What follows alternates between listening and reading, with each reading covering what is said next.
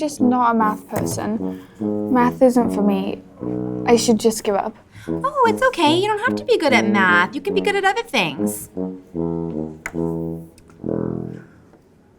Did you hear what they just said?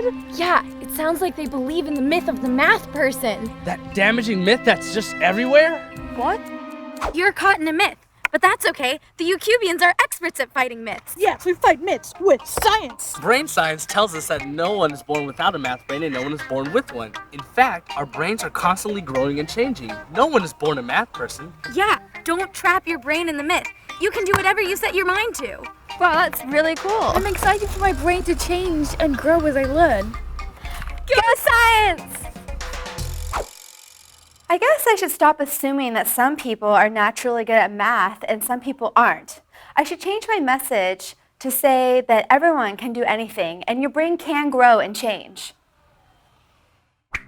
I wasn't sure if math was going to be for me because I didn't realize that what I secretly liked about math was actually something that could be valued in it, that all the why questions and the reasoning behind how I got to my answer was just as valuable as the answer I got. Suddenly the math was really hard.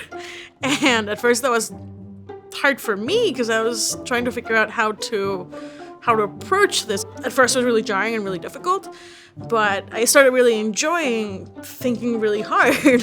And so never, believed in my math abilities. I was like, oh yeah, I'm a reader, I'm a writer. I had some incredible teachers my junior and senior year. It was clear from their passion of math. They really wanted us to, have similar passions for the subject. One of the most damaging ideas in education that's completely wrong is the idea of a math person. Some people are born with a maths brain and some people aren't. But it seems that some students find it easier to learn math than others. That's true, but that's because they've had different experiences and different messages, and those have allowed different pathways to form in their brain.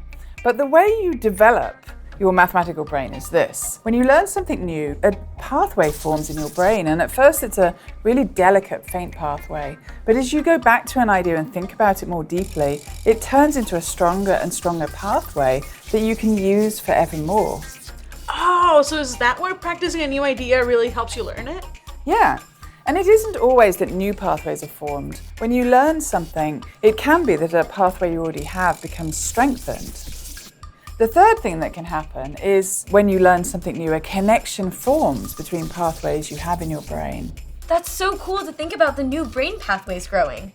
The incredible plasticity of the brain. So this is how you develop a maths brain. The harder you try, the more you'll develop your brain. So always know that you can learn anything with good teaching and lots of effort.